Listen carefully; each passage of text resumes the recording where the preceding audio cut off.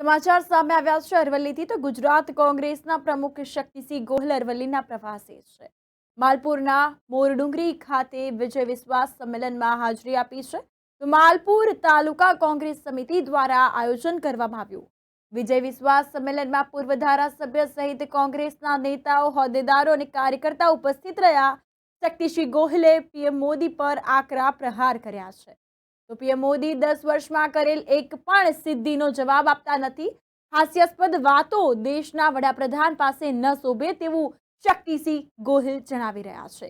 ક્યારે બંધારણમાં ફેરફાર કરવાની વાત કરી નથી તેવું પણ શક્તિસિંહે જણાવ્યું છે। તો બાબા સાહેબની અધ્યક્ષતામાં બંધારણ બનાવવાનો નિર્ણય કોંગ્રેસનો હતો। બંધારણ જ કોંગ્રેસે બનાવ્યું છે। કમળો હોય કે પીળું ભાળે, ચોર હોય એ બીજાને ચોર કહે તેવું પણ શક્તિસિંહ ગોહિલે કહ્યું છે। આ અંતર્ગત ભાજપ પર આકરા પ્રહાર કરવામાં આવ્યા છે। દેશના વડાપ્રધાન એના પાસેથી અપેક્ષા લોકોની ખૂબ મોટી હોય, એમાં પણ જેને 10 વર્ષ સુધી શાસન આપ્યું હતું લોકોએ, 10 વર્ષ પછી દેશના વડાપ્રધાને પોતાના ભાષણમાં પોતે જે સિદ્ધિઓ મેળવી હોય એની વાત કરવી જોઈએ। એમણે કહેવું જોઈએ કે મેં 10 વર્ષ પહેલાં કહ્યું હતું કે 2 કરોડ નોકરી ખોલીશ ને જુઓ આટલી ખોલી।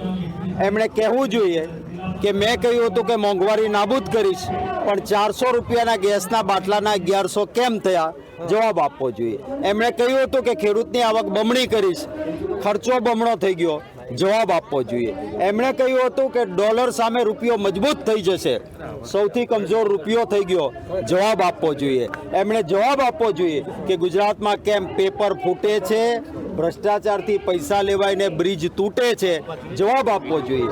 યુવાનોને ડ્રગ્સના રવાડે ચડાવનારાના ધંધા કરનારા લોકો કેટલા ગુજરાતમાં છે, કેમ ગુજરાતમાં ડ્રગ્સ પકડાય છે, જવાબ આપવો જોઈએ। એક પણ સિદ્ધિનો જવાબ આપી શકતા નથી, એટલે કે તમારા ઘરમાં 2 ભેંસ હશે તો 1 ભેંસ કોંગ્રેસ લઈ જાય, આવું ક્યાંય હોય ખરું? તમારી 4 એકર જમીન છે, 2 એકર લઈ જશે। આવી હાસ્યાસ્પદ વાતો દેશના પ્રધાનમંત્રી પાસે ન શોભે। એ કહે છે કે બંધારણમાં ફેરફાર નહીં કરે। અરે અમારી સત્તા તમે જ કહો છો કે કોંગ્રેસ 60 વર્ષ સત્તામાં રહી, 400 કરતાં વધારે બેઠકો રાજીવ ગાંધી કે ઇન્દિરાજીને મળી એવી જબરજસ્ત બહુમતી હતી।